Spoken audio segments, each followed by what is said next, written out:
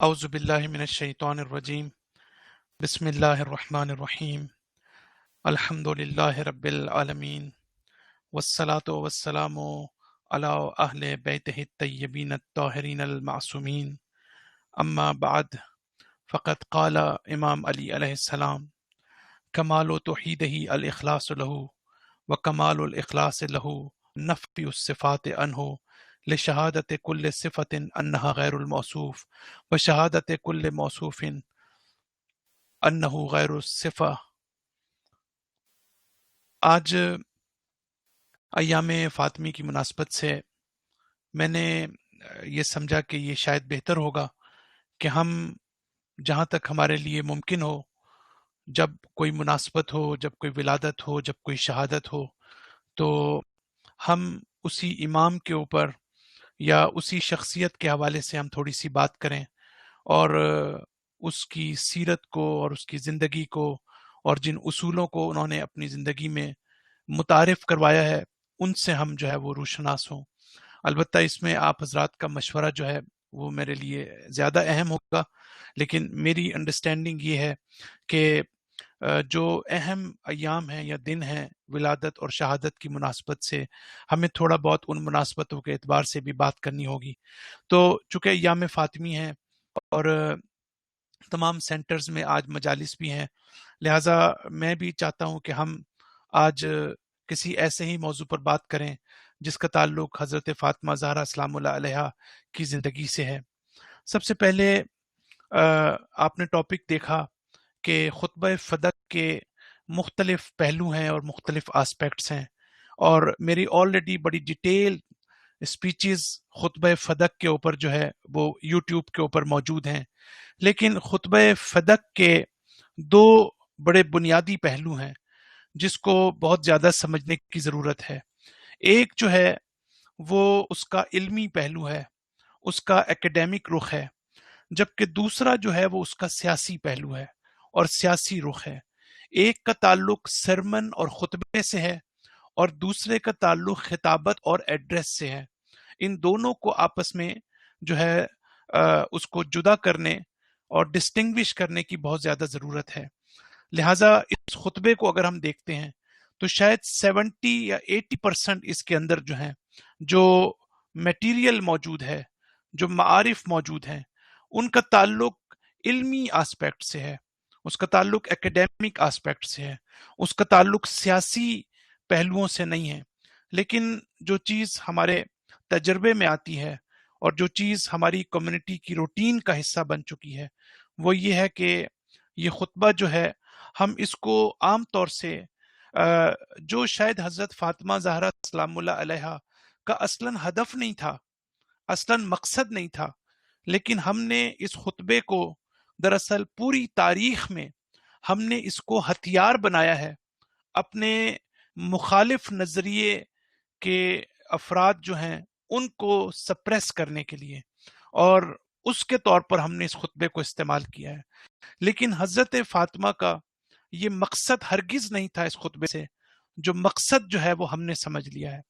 لہٰذا جو اصول انہوں نے انٹروڈیوس کروائے ہیں، جن معارف کی طرف اشارہ کیا ہے، وہ کسی فرد واحد یا کسی گروہ واحد یا کسی خاص گروپ سے نہیں ہے، کسی ایلیٹ طبقے یا کسی رولر کو ایڈریس نہیں کیا، بلکہ اگر ہم تھوڑا سا گہرائی میں جائیں تو ہمیں درس یہ ملتا ہے کہ حضرت فاطمہ نے حتیٰ جن افراد سے اظہار برہمی کیا ہے، جس سے حضرت زہرا سلام اللہ علیہا نے اپنے شدید احتجاج اور اعتراض کو ریکارڈ کرایا ہے اور اپنی اس تاریخی خطبے کے ذریعے بہت اہم پیغامات اس زمانے میں آپ نے جو ہے وہ دیے، لیکن اس کے ساتھ ساتھ جو بنیادی مقصد تھا وہ یہ تھا کہ کہیں وہ صفات جس نے حضرت زینب حضرت زہرا سلام اللہ علیہا کو غضبناک کیا، کہیں وہ صفات ہمارے اندر تو موجود نہیں ہے،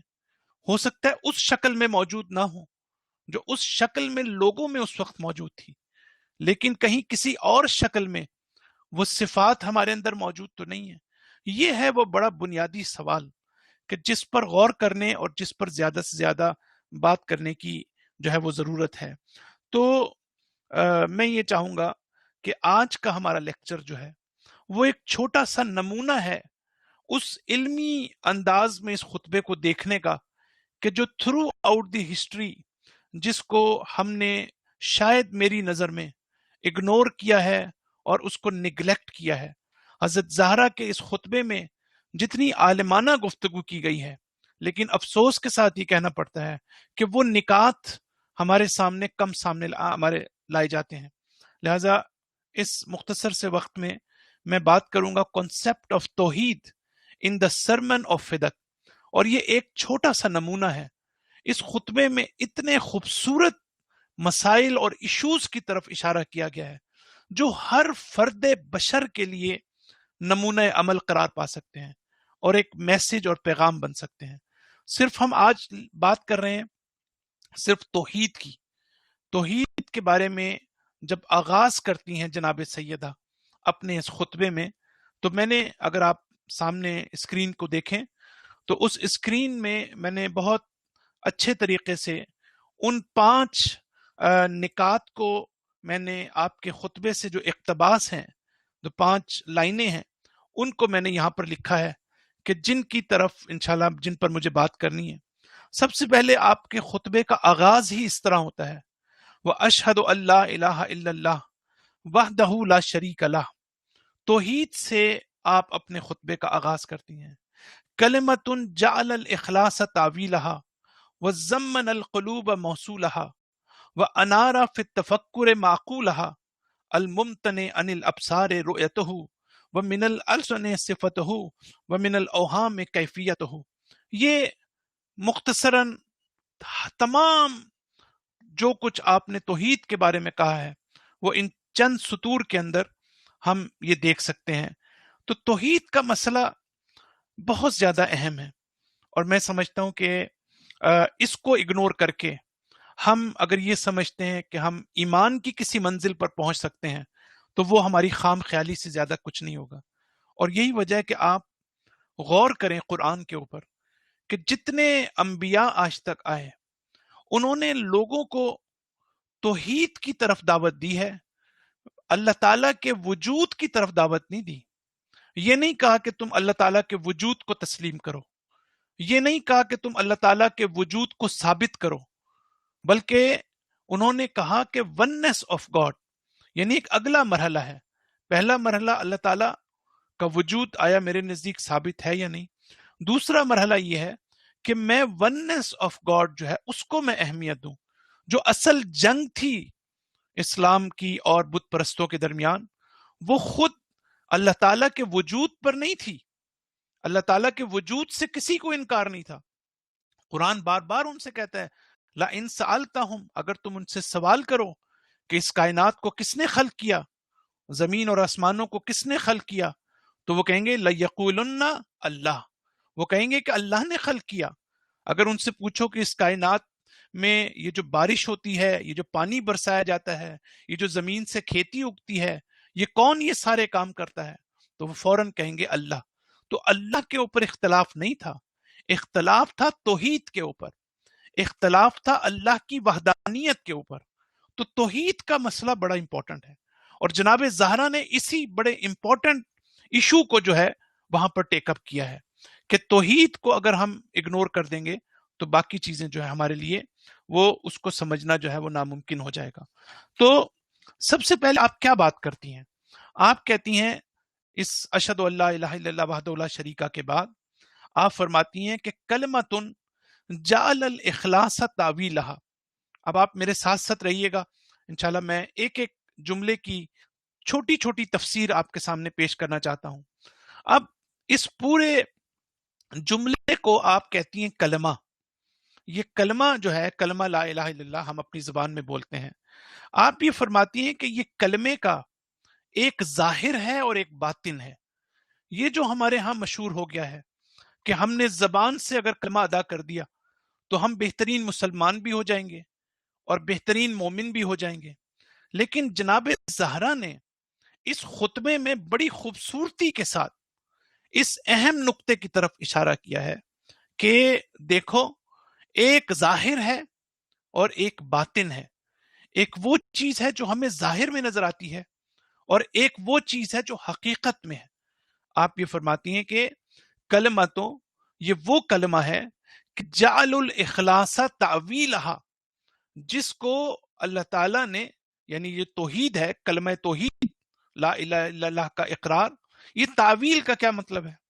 تعویل کا مطلب ہے یعنی اس کا باطن، اس کی حقیقت، یعنی جو لا الہ الا اللہ ہے اس کو قرار دیا ہے، جعلا یعنی قرار دیا ہے، جعل الاخلاص، اخلاص کو اس کی بنیاد قرار دیا ہے، اخلاص کو اس کا باطن قرار دیا ہے، اخلاص کو اس کا اوریجن قرار دیا ہے، اخلاص کو اس کی حقیقت قرار دیا ہے. تو اس کا مطلب یہ ہوا کہ توحید اور اخلاص، آپ دیکھیں سورہ توحید کو ہم سورہ توحید بھی کہتے ہیں اور سورہ اخلاص بھی کہتے ہیں. تو اخلاص اور توحید کا آپس میں تعلق ہے. یہاں پر جناب فاطمہ فرماتی ہیں کہ اس کلمے کا ظاہر جو ہے وہ تو سامنے ہے، اور اس کا باطن جو ہے وہ اخلاص ہے. اب آپ دیکھیں کہ ظاہری کلمے میں تو کہیں ہمیں اخلاص نظر نہیں آتا، لیکن اگر آپ گہرائی میں اتریں گے تو آپ کو جو ہے وہ اخلاص نظر آئے گا.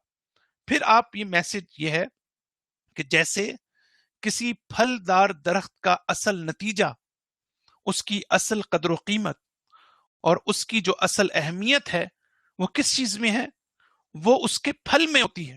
اگر آپ اتنی محنت کریں، ایک پھلدار درخت کو لگائیں اور تھرو آؤٹ آپ اس پر محنت کریں، لیکن اگر وہ آخر میں پھل نہ دے تو پھر جو ہے اس کا کیا فائدہ؟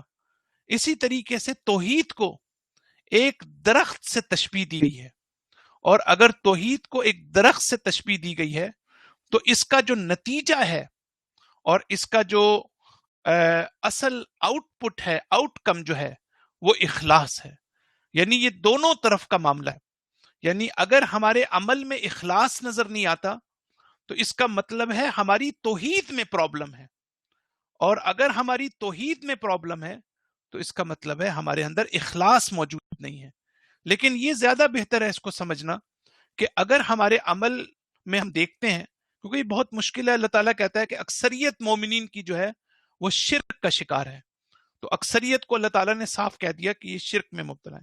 یعنی ہم سب جو ہیں وہ کسی نہ کسی لحاظ سے ہمارے جو اعمال ہیں وہ امپیور اور امپرفیکٹ ہیں، اس میں پالیوشن ہے، پالیوٹیڈ ہے، آلودگی ہے، اس میں غیر خدا کا کہیں نہ کہیں وہاں پر ہم نے مکس اپ کیا ہے اپنے ایکشنز کے ساتھ. لہٰذا اللہ تعالیٰ کہتا ہے اخلاص جو ہے وہ اگر نہیں ہے ہمارے عمل میں تو اس کی وجہ یہ کہ ہماری توحید ٹھیک نہیں ہے. تو نہ صرف یہ ذہن میں اور ہمارے عقیدے میں شرک نہیں ہونا چاہیے. یعنی اگر میں آپ سے یہ کہوں کہ تو ہو سکتا ہے آپ یہ کہیں ہاں عقیدے کے لحاظ سے تو ہم کہتے ہیں خدا واحد ہے، اس کے ہم شرک کے شکار نہیں ہیں، ہمارا اعتقاد، ہمارا ذہن. لیکن حضرت فاطمہ جو بتانا چاہتی ہیں وہ یہ ہے کہ ہمارے عمل اور رفتار میں بھی غیر خدا کا شائبہ نہ ہو. اور حضرت زہرا یہ پیغام دیتی ہیں کہ صرف اپنے سامنے بیٹھے ہوئے لوگوں کو نہیں بلکہ قیامت تک آنے والے ہر مسلمان کو یہ پیغام دیتی ہیں کہ اپنے آپ کا جائزہ لیں اور اخلاص کو دیکھیں کہ وہ کتنا ہے. اب یہ دیکھیں، میں تھوڑا سا واضح کرنا چاہتا ہوں کہ یہ عمل میں اخلاص کا کیا مطلب ہے. دیکھیں ایک پہلو تو اس کا عمل سے ہے. اب آپ عمل میرا دیکھ رہے ہیں، عمل تو آپ دیکھیں گے میں نماز پڑھ رہا ہوں، روزہ رکھ رہا ہوں، اللہ کے لیے میں بہت سے کام کر رہا ہوں. لیکن ایک عجیب نقطے کی طرف میں اشارہ کرنا چاہتا ہوں کہ انسان اپنی زندگی میں ایسے ایونٹس کو دیکھتا ہے، ایسے اسلام کے نام پر، دین کے نام پر، امام حسین کے نام پر انسان ظاہری طور پر اگر دیکھے تو ایسا لگتا ہے ہم خدا کے لیے کر رہے ہیں، ہم دین کے لیے کر رہے ہیں، ہم اپنے ایمان کی وجہ سے کر رہے ہیں. لیکن جو صاحبان معرفت ہیں وہ اس ایونٹ کو، اس پروگرام کو، اس واقعے کو دیکھ کر فوراً یہ سمجھ جاتے ہیں، اس ایکشن کو دیکھ کر، کہ اس میں اخلاص نہیں ہے، اس میں خدا کی خاطر کام نہیں کیا جا رہا، بلکہ اس میں غیر خدا جو ہے وہ شامل ہے. اب آپ دیکھیں کہ ایک آدمی اس کو سمجھ رہا ہے کہ یہ بہت زیادہ خلوص ہے اور بہت زیادہ خدا کے لیے ہم کام کر رہے ہیں، لیکن جو صاحبان معرفت ہیں جن کی نگاہیں باطن تک پہنچتی ہیں، جو چیزوں کے ظاہر کو نہیں دیکھتے، جو چیزوں کے باطن کو دیکھتے ہیں، انہیں یہ معلوم ہوتا ہے کہ یہ پروگرام یا یہ ایکشن یا یہ عمل جو ہے یہ ظاہری طور پر لوگ سمجھ رہے ہیں خدا کے لیے ہے، لیکن حقیقتاً یہ عمل خود یہ بتا رہا ہے کہ یہ خدا کے لیے جو ہے وہ انجام نہیں دیا گیا۔ جنگ جمل میں جب شدید لڑائی ہو رہی تھی تو حضرت امام علی علیہ السلام سے ایک شخص نے آ کر یہ پوچھا کہ مولا آپ توحید کو میرے لیے ڈیفائن کریں۔ جب یہ کہا تو بہت زیادہ ایک شخص، ایک اور صحابی تھے وہاں پہ، بہت زیادہ ناراض ہوئے اور حضرت علی علیہ السلام کے پاس ہی تھے اور اس شخص کو ڈانٹا کہ اس جنگ کے عالم میں تم حضرت علی سے توحید کے بارے میں سوال کرے۔ تو حضرت علی نے ان کو روک دیا اور کہا کہ نہیں، ہماری یہ جنگ ہی توحید کے لیے ہو رہی ہے، ہماری یہ جنگ ہی اس لیے ہو رہی ہے کہ ہم توحید کی طرف لوگوں کو دعوت دیں۔ اگر آج کوئی حق کے مقابلے پر کھڑا ہوا ہے تو اس کی اصل پرابلم اس کی توحید میں ہے، اصل پرابلم اس کے اخلاص میں ہے، تو اس پرابلم کی خاطر ہم جنگ کر رہے ہیں۔ اور اگر آج کوئی مجھ سے سوال کر رہا ہے تو میرا فرض ہے کہ میں جنگ روک کے اس کو سمجھاؤں کہ توحید کا مطلب کیا ہے۔ اور یہ پوری روایت ہے، میں اس پہ نہیں جانا چاہتا، اور بڑی خوبصورت ہے کہ جس کو ہم جو ہے وہ ہم دیکھتے ہیں۔ تو میں تھوڑا سا آگے بڑھوں گا۔ آپ یہ دیکھیے کہ یہاں پر جو ہے توحید اینڈ اخلاص، تو یہ جو ریڈ کلر میں آپ کو نظر آ رہا ہے، اس کے اندر میں نے ایکسپلین کیا ہے کہ ہم آج اس پہلے جو سینٹینس ہے اس کے اوپر بات کر رہے ہیں۔ امیر المومنین فرماتے ہیں کہ کمال و توحید ہی اخلاص۔ اب یہ وہی بات جو حضرت فاطمہ کسی اور انداز میں کر رہی ہیں۔ نہج البلاغہ کے خطبے کا آغاز اسی جملے سے ہوتا ہے کہ کمال و توحید ہی اخلاص۔ مولا کائنات فرماتے ہیں کہ توحید کی پرفیکشن جو ہے وہ کیا ہے؟ اخلاص ہے، پیورٹی ہے۔ اور وہ کمال الاخلاص کیا ہے؟ نفی الصفات عنہ، کہ اللہ سے اس کی صفات کی نفی کرنا۔ میں بہت ڈیٹیل میں نہیں جانا چاہتا، میں صرف اشارہ کرنا چاہتا ہوں آج۔ انشاءاللہ اگر کبھی موقع ہوا تو میں خود اس کی بھی تفسیر کروں گا۔ اور یہاں کہنے کا مقصد یہ ہے کہ ہم نہ تو اللہ کی ذات میں شرک کریں، نہ اللہ کی صفات میں شرک کریں۔ یعنی ایک وہ صفات ہیں جو اللہ کی ہیں، ایک وہ صفات ہیں جو ہماری ہیں۔ اللہ تعالیٰ عالم بھی ہے، اللہ تعالیٰ قادر بھی ہے، اللہ تعالیٰ رازق بھی ہے، اللہ تعالیٰ جو ہے وہ عالم بھی ہے۔ تو اللہ تعالیٰ کی علم ہے، اللہ تعالیٰ کی قدرت ہے، اللہ تعالیٰ کی رزاقیت ہے، اللہ تعالیٰ کی رحمانیت ہے، اللہ تعالیٰ کی دوسری صفات ہے۔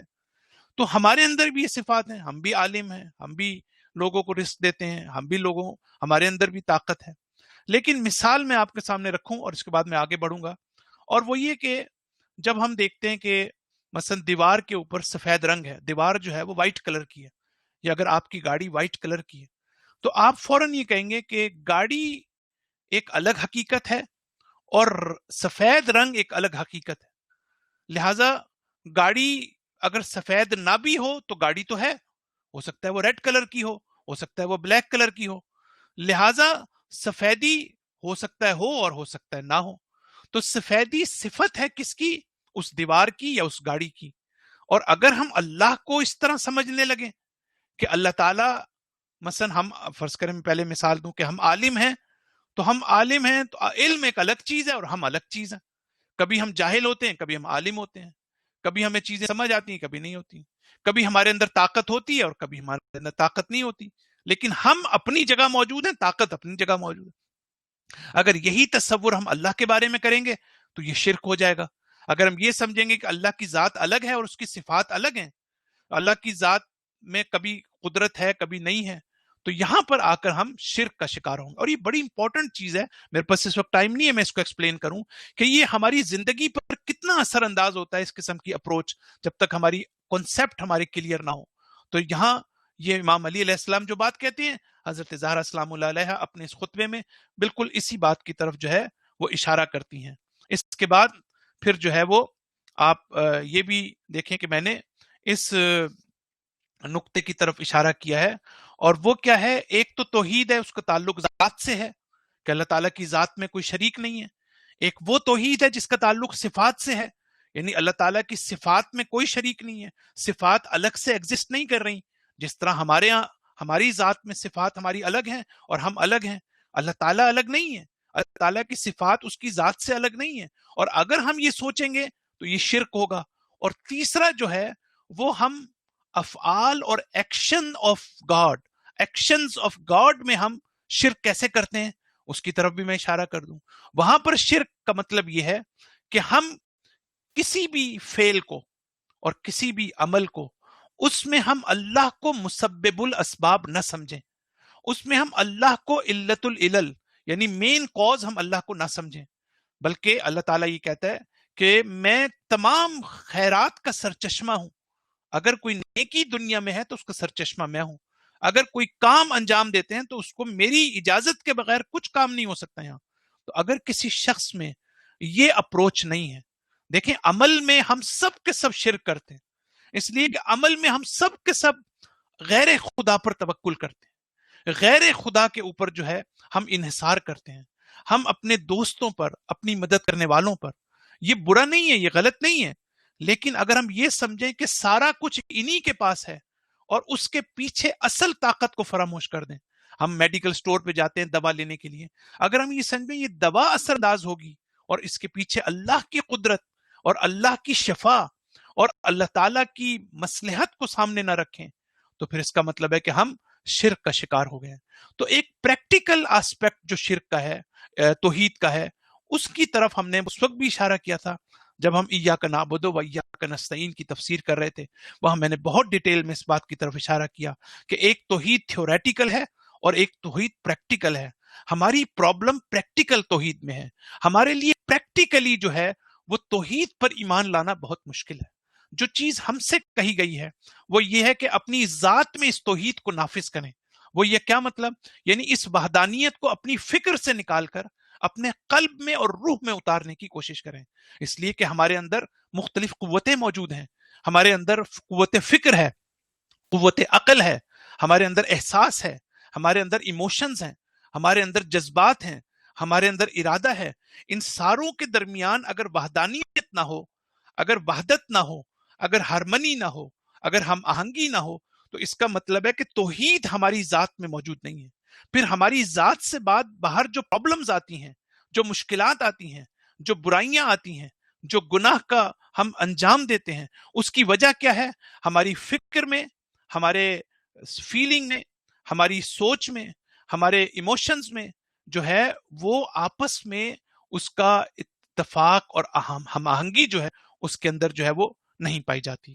تو یہ آیت میں نے آپ کے سامنے لکھی ہے، آیت دیکھیے گا کہ وَإِن يَمْسَسْكَ اللَّهُ بِالضُّرٍّ فَلَا كَاشِفَ لَهُ إِلَّا هُوَ، اگر اللہ تعالیٰ یہ فیصلہ کر لے کسی کو نقصان پہنچانے کا تو کوئی اس کا مددگار نہیں ہے، کوئی اس کو ریموو نہیں کر سکتا اس افلکشن کو۔ وَإِن يُرِدْكَ بِخَيْرٍ، اب دیکھیں اس پر ایمان لانا کتنا مشکل ہے، ہم ایمان نہیں لا سکتے ان آیتوں پر، یعنی واقعاً جب تک ہم معرفت اور تقوی کی ایک عظیم منزل پر نہ پہنچ جائیں اس وقت تک ہم اس آیت پر بالکل ایمان نہیں لا سکتے۔ اللہ تعالیٰ کہتا ہے کہ اگر میں کسی کو نقصان پہنچاؤں تو پھر کوئی اس نقصان کو ڈیفینڈ نہیں کر سکتا، دور نہیں کر سکتا، اور اگر میں فیصلہ کر لوں کسی کو نیکی پہنچانے کا، کسی کے لیے خیر کا فیصلہ کر لوں، فلا راد لفضلہ، کسی کی یہ جرت نہیں ہے کہ اس کے خلاف کھڑا ہو جائے، اس کو ریپیل کرے، اس کو، کیونکہ میرے فضل کی وجہ سے، میری جو میری گریس ہے، جو میری بلیسنگ ہے، اس کے مقابلے پر کوئی کھڑا نہیں ہو سکتا۔ اور پھر جو ہے یہ آیت ہمارے سامنے کس کی ہے؟ یہ اس اخلاص کی ہے کہ جو تعویل ہے لا الہ الا اللہ۔ اب دیکھیں ساتھ ساتھ آج ہم خود لا الہ الا اللہ کی بھی تفسیر کر رہے ہیں۔ خود اگر ہم سے کوئی کہے کہ یہ کلمہ جو ہے، اس کلمے کی تفسیر کیا ہے، تو کلمے کی تفسیر بھی ساتھ ساتھ حضرت زہرا سلام اللہ علیہا کہ اس خطبے میں ہمیں یہ پتا چل رہا ہے کہ اس کلمہ لا الہ الا اللہ جو ہے، اس کی تفسیر جو ہے وہ ہم کس طرح سے کر سکتے ہیں۔ دوسری چیز جو ہے وہ کیا ہے؟ اسی سے ریلیٹڈ وَزَمَّنَ الْقُلُوبَ مَوْصُولَهَا، کتنی خوبصورت بات ہے جو حضرت زہرا فرماتی ہیں۔ ہمارا ٹاپک مین اوپر لکھا ہوا ہے توحید اینڈ اخلاص، اس سیکشن میں ہم بات کر رہے ہیں توحید اور اخلاص کے اوپر. اب اخلاص بیسیکلی اخلاص آپ کو نظر تو نہیں آئے گا، کہیں کوئی نظر آنے والی چیز تو نہیں ہے کہ آپ ہاتھ کا اشارہ کر کے تو نہیں کہہ سکتے یہ چیز اخلاص ہے، یہ خلوص ہے. آپ تو نہیں کر سکتے اشارہ. تو خلوص کا تعلق یاد رکھیے گا ہمیشہ انسان کے قلب سے ہوتا ہے، ہمیشہ انسان کی نیت سے ہوتا ہے. یہ خلوص جو ہے یہ انسان کا قلب ہے اور یہ نیت ہے، اور یہی وہ چیز ہے کہ جس کی طرف حضرت زہرا سلام اللہ علیہا یہ اشارہ کرتی ہیں کہ وَزَمَّنَ الْقُلُوبَ مَوْصُولَهَا. اب یہ موصول کا لفظ ایک استعمال ہوا اس خطبے میں. موصول کا مطلب کیا ہے؟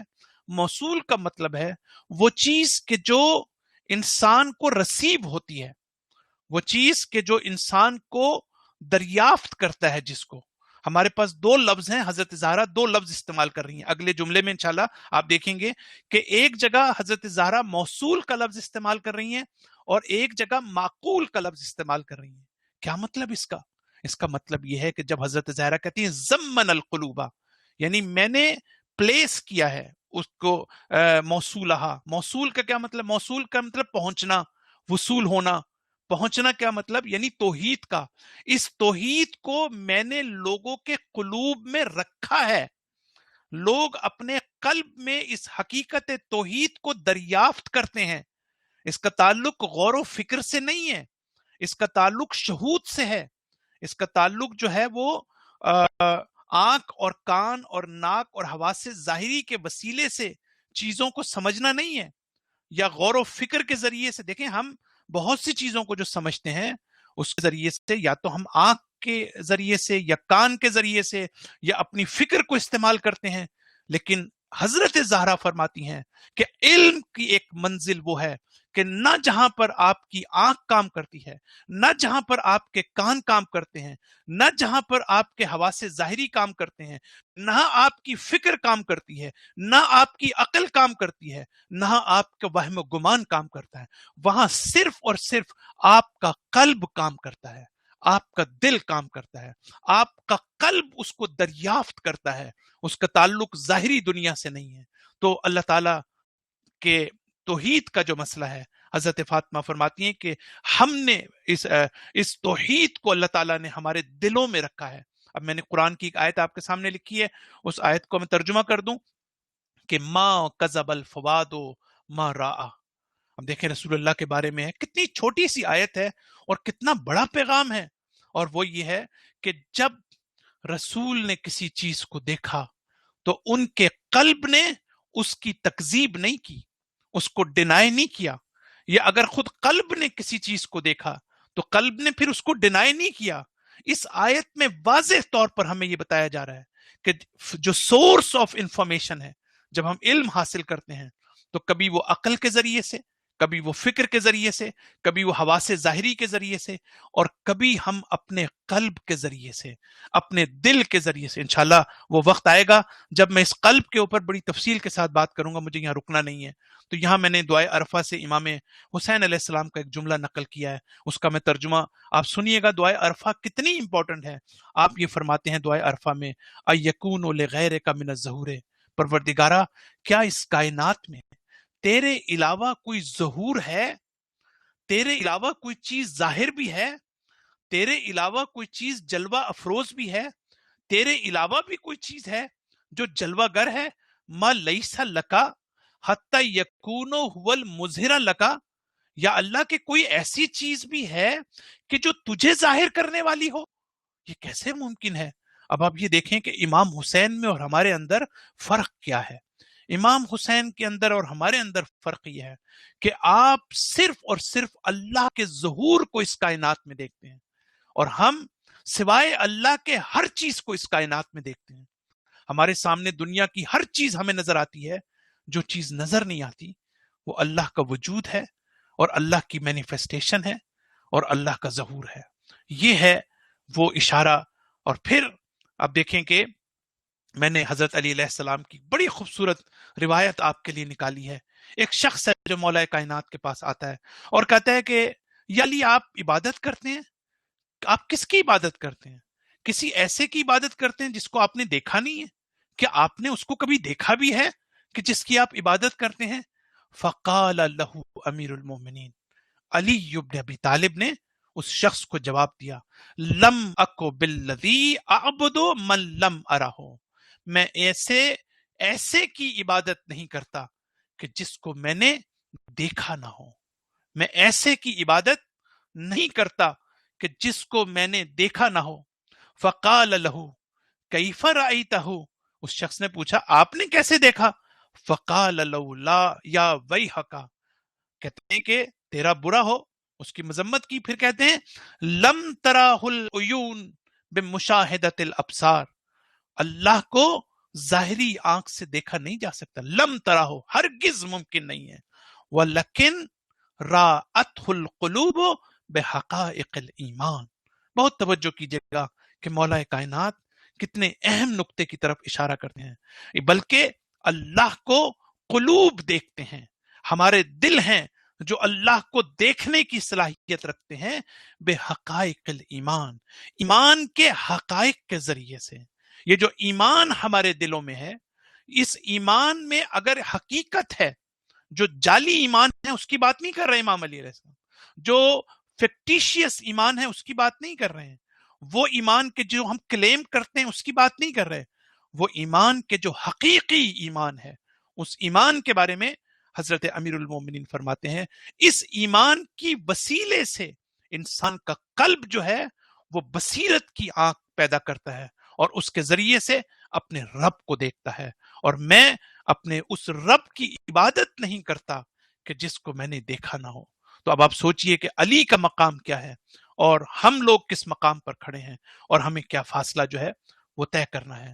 اس کے بعد پھر جناب فاطمہ کی میں روایت 2 نقل کرنا چاہتا ہوں۔ آپ دیکھیے کتنی خوبصورت توحید کا عملی جلوہ اور توحید کا مظہر اگر دیکھنا ہو تو جناب سیدہ کی زندگی میں ہمیں نظر آتا ہے۔ آپ یہ فرماتی ہیں، بہت توجہ کیجیے گا، میں ترجمہ کر رہا ہوں، من اسعدا الی اللہ خالصا عبادتہ، حضرت زہرا سلام اللہ علیہ فرماتی ہیں کہ جو شخص اسعدا، یہ کہاں سے لفظ آیا ہے؟ سعود، یعنی اسینڈ کرنا، یعنی اپنے آپ کو ایلیویٹ کرنا، اپنے آپ کو درجہ کمال تک پہنچانا۔ حضرت زہرا فرماتی ہیں من اسعدا الی اللہ خالصا عبادتہ، جو اللہ تک یا اس لیول تک پہنچ جائے جہاں اس کی عبادت خالص ہو جائے، جو اللہ کے اس درجے کی معرفت تک پہنچ جائے جہاں اس کی عبادت خالص ہو جائے، احبط اللہ عز وجل الیہ افضل مصلحتہ۔ سبحان اللہ، کتنی خوبصورت حدیث ہے۔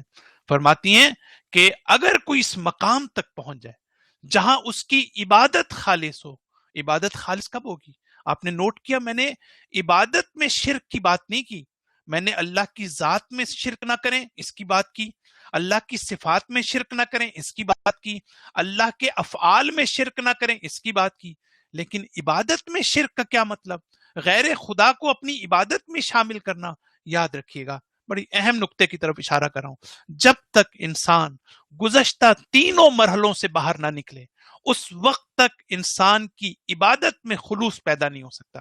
پہلا یہ کہ اللہ کی ذات میں شرک نہ کرے، اللہ کی صفات میں شرک نہ کرے، اور اعمال جو ہے افعال اس میں شرک نہ کرے۔ جب ان منزلوں سے گزر جائے گا تب وہ اس مقام پر پہنچے گا کہ وہ خالص عبادت انجام دے سکے۔ پھر یہ فرماتی ہیں کہ اس کو، جو شخص اس مقام پر پہنچ جائے گا، اللہ تعالیٰ احبط اللہ، احبط یعنی حبوط سے نکلا ہے، یعنی ڈسینڈ کرنا، یعنی نیچے اتارنا، جو اوپر جائے گا اس کے بدلے میں اللہ کچھ نیچے اتارے گا۔ بہت توجہ کیجیے گا، کاش آپ لوگ عربی کی عبارتوں کو سمجھتے ہوتے تو آپ کو اس کا ایک عجیب مزہ آتا کہ عربی میں کتنی خوبصورت، میں جو بھی کروں میں اس کی ٹرانسلیشن نہیں کر سکتا، لیکن اس میں آپ فرماتی ہیں کہ جو شخص اوپر جائے گا اس مقام تک جہاں خلوص عبادت ہو، اللہ تعالیٰ اس کے بدلے میں نیچے اتارے گا افضل مصلحت ہی، افضل ترین مصلحت اس کے لیے۔ ہم اپنی زندگی میں مصلحت کی بات کرتے ہیں، مصلحت کس کو کہتے ہیں؟ جو چیز ہمارے فائدے میں ہو، جو چیز ہمارے انٹرسٹ میں ہو، مصلحت اس کو کہتے ہیں۔ تو اب اگر ہمیں اللہ کی ذات پر یقین ہو، اگر واقعاً ہمارے اندر خلوص ہو، تو اگر کوئی چیز ظاہری طور پر ہمارے نقصان میں ہو، ہمیں تکلیف پہنچا رہی ہو، لیکن اللہ تعالیٰ کی جو مصلحت ہے وہ ہو سکتا ہے اسی میں ہو. اللہ تعالیٰ کی مصلحت، افضل مصلحت کا مطلب یہ ہے کہ اللہ تعالیٰ نے بہترین مصلحت میرے لیے رکھی ہے. میرا فائدہ اسی میں ہے کہ جو میں اس وقت فیس کر رہا ہوں. اگر اچھائی مل رہی ہے، اگر خوشی مل رہی ہے، تو وہ بھی مجھے میری مصلحت ہے. اور اگر مجھے مشکلات کا سامنا کرنا پڑ رہا ہے تو اس کا تعلق بھی جو ہے وہ اس افضل مصلحت سے ہے. جب اس پرسپشن کے ساتھ انسان چیزوں کو دیکھے گا تو بہت سی مشکلات انسان کی زندگی میں خود بخود حل کی ہو جائیں گی. پھر دوسری چیز کی طرف آئیں. پھر حضرت زہرا سلام اللہ علیہ سے، مجھے اس وقت یاد نہیں ہے کہ خود رسول اللہ نے یا حضرت علی علیہ السلام سے جناب فاطمہ سے یہ سوال کیا کہ اے فاطمہ، تم نے کبھی کسی دنیاوی چیز کے بارے میں سوال نہیں کیا؟ کبھی تم نے کسی دنیاوی چیز کے بارے میں کچھ ڈیمانڈ نہیں کی؟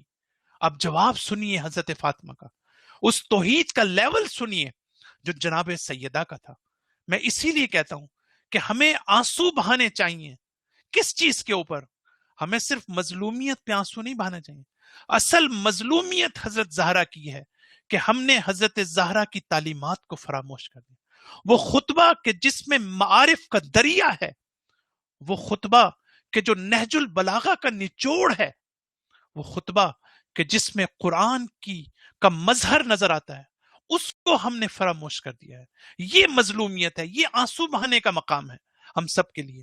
فرماتی ہیں، جواب سنیے حضرت زہرا کا، شغلنی ان مسلعتہ لذت خدمتہ، کہ اب جواب کیا دیتی ہیں کہ یا علی، اگر میں کسی چیز کا سوال نہیں کرتی تو اس کی وجہ یہ ہے کہ اللہ کی عبادت اور اللہ کی خدمت میں اتنی زیادہ مصروف ہو گئی ہوں، اتنی زیادہ انگیج ہو گئی ہوں، اتنی زیادہ ایسوسیٹ ہو گئی ہوں کہ اس نے میری توجہ اس چیز کی طرف سے ہٹا دی ہے کہ میں دنیا کے بارے میں کچھ مانگوں، میں دنیا کے بارے میں کوئی سوال کروں، میں دنیا کی کوئی چیز کسی سے مانگوں. مجھے اللہ کی عبادت میں جو لذت محسوس ہوتی ہے، جو مجھے ایک اسپرچل پلیجر ملتا ہے، اس کی وجہ سے میں، آگے فرماتی ہیں، لا حاجت لی غیر النظر الی وجہ الکریم، لا حاجت لی، کہ اس کے بعد مجھے کوئی حاجت نہیں ہے، غیر النظر الی وجہ الکریم، مجھے صرف ایک حاجت ہے، اور وہ کیا ہے کہ میں وجہ کریم پر نظر رکھوں، اپنے رب کے چہرے کی زیارت کروں، سوائے اس کے اور کوئی میری حاجت نہیں. تیسری چیز، جب آپ شکم مادر میں تھی، حضرت ختیجہ، یہ روایت کے الفاظ ہیں جو میں آپ کے سامنے نقل کر رہا ہوں، حضرت ختیجہ کی زندگی کے آخری ایام تھے. آپ پریشان تھیں، آپ غمزدہ تھیں، آپ کو یہ فکر تھی کہ آپ کے بعد رسول کو جو اذیت پہنچائی جائے گی، جو تکلیف پہنچائی جائے گی، جو مشکلات آئیں گی، اس پر آپ گریہ کنا تھی. شکم مادر میں حضرت فاطمہ نے اپنی والدہ کو خطاب کیا اور خطاب کر کے فرماتی ہیں، یا اماں ہو لا تحزنی ولا ترہبی، اے مادر گرامی، آپ خوف زدہ نہ ہوں، آپ غمگین نہ ہوں، آپ مضطرب نہ ہوں، فإن اللہ مع ابی، خدا میرے بابا کے ساتھ ہے. یہ روایت ہمارے پاس موجود ہے. میں ہمیشہ، میری کوشش ہوتی ہے کہ میں عربی کے اوریجنل سورسز جو ہیں وہ آپ کے سامنے لاؤں تاکہ ہمیں پتہ چل سکے کہ واقعاً یہ روایات موجود ہیں اور ہم اس کا ایگزیکٹ ٹرانسلیٹ کر سکیں. اس کے بعد ہم آگے بڑھتے ہیں. اب میرے پاس آج شاید اس سے زیادہ اب ٹائم نہیں ہے. اب میرے پاس یا تو اس کے علاوہ کوئی چارہ نہیں ہے کہ میں اگلے ہفتے میں پھر اس کے اوپر بات کروں، زیادہ بہتر ہے بنسبت اس کے کہ میں جو ہے وہ جلدی میں اس چیز کو ختم کروں. تو میرا خیال ہے کہ مجھے اجازت دیں کہ ہم اس خطبے کو مکمل کریں اگلے سیشن کے اندر. اللہ تعالیٰ ہم سب کو توفیق دے کہ ہم جناب سیدہ کے نقش قدم پر چل سکیں اور آپ کی طرف سے بیان کیے گئے معارف کو ہم بہتر طور پر سمجھ سکیں اور اپنی زندگی میں ان کو نافذ کر سکیں. وصلی اللہ علی محمد وعلی آلہ الطیبین الطاہرین المعصومین.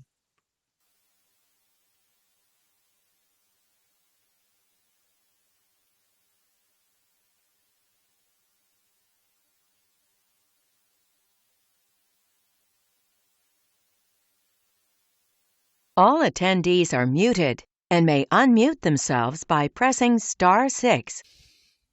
Thank you, Kiran. Thank you very much. Thank you, Heather bhai. Thank you, Hina. शुक्रिया. तो इंशाल्लाह अगले हफ्ते मैं मुकम्मल करूंगा अपनी, और ज़ाहिर है कि अय्याम फातमी भी होंगे. तो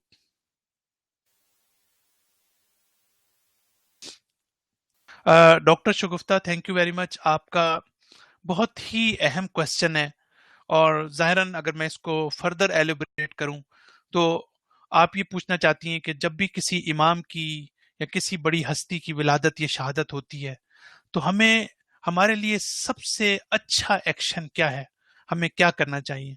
देखें, आपका जो सवाल है, आप हो सकता है मुख्तलिफ लोगों से पूछें और आपको मुख्तलिफ लोग इसका जवाब दें, लेकिन अगर मुझसे पूछेंगी तो मेरा जवाब ये है कि हम कुछ और चीजें जितनी कर सकते हैं करें, लेकिन हमारे लिए जरूरी है कि हम उस दिन ये अहद करें कि जिस इमाम की या जिस बीबी की विलादत या शहादत है, उनकी तरफ से किसी सुनहरी उसूल को समझें और अपनी जिंदगी में उस पर अमल करने का अहद करें.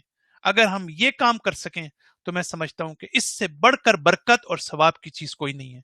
लेकिन अगर हम सिर्फ उनकी तारीफ करते रहेंगे, तजलील करते जाएंगे, तो वो हमारी तारीफों के मोहताज नहीं है. उन्हें हमारी तारीफों की जरूरत नहीं. मैं आपको एक मिसाल देता हूं. आप फर्ज करें, मैं मिसाल मेरी सुनिएगा, बड़ी इंपॉर्टेंट मिसाल है. मसलन मेरा बड़ा खूबसूरत एक बाग है मेरे पास, जिसमें बड़े हसीनो जमील फूल हैं.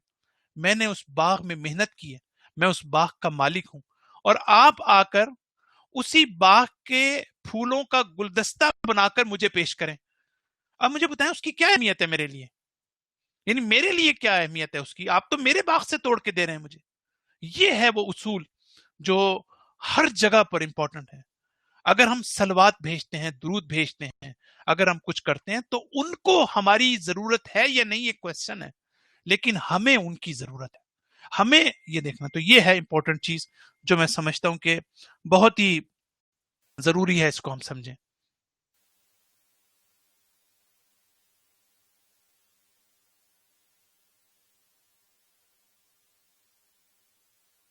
जी हिना, शुक्रिया. देखें, बहुत मैं डिटेल में नहीं जा सकता आपके सवाल में. शायद मे बी कि नेक्स्ट वीक में इसको थोड़ा सा मैं फर्दर एक्सप्लेन करूं. लेकिन ये जितनी बातें हम अपनी थ्रू आउट तफसीर में हम कर रहे हैं, जितना हम इन डेप्थ हम कुरान के मैसेजेस को समझने की कोशिश कर रहे हैं, ये सारे के सारे हमें सबसे अहम जो इसमें जो पेशरफ्त है या जो सबसे बड़ा फायदा है वो ये है कि इससे हमारी अल्लाह के बारे में जो हमारी मार्फत है उसमें इजाफा हो रहा है.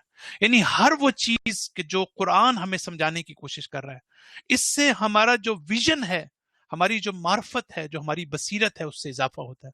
हम वाकई इस लेवल के ऊपर नहीं है कि हम हजरत फातिमा की उस बसीरत को समझ सकें, लेकिन हजरत फातिमा की जिंदगी में जो उसूल है, अगर हम उसूलों को समझें, अभी मैंने बहुत कम गुफ्तगू की आज, तो उससे हमें पता चलेगा कि एक वो फर्द के जो हकीकतन अल्लाह के चेहरे की ज़ियारत करता है, उसकी अमली जिंदगी कैसी होती है, और अपनी अमली जिंदगी में कैसे वो चीजों को देखता है, किन म्यारात के ऊपर वो अमल करता है. तो मेरा ख्याल है कि थोड़ा सा हम इसके ऊपर इंशाल्लाह शायद मैं बाद में भी बात करूंगा, लेकिन ये इस तरह से है.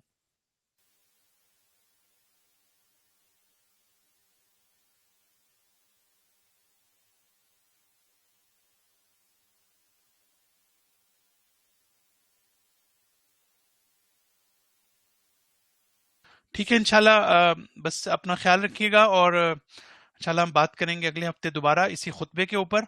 और ये एक बहुत मामूली सा नमूना है. इंशाल्लाह आप में ये शौक पैदा करना चाहिए कि हम खुतबे फदक को तफसील के साथ उसकी इल्मी अंदाज में हम इंशाल्लाह जब वक्त मिले तो उसकी तफसीर भी करें. वसल्लल्लाहु अला मुहम्मदिन व अला आलिहि तय्यबीन अत्ताहिरीन अल मासूमीन.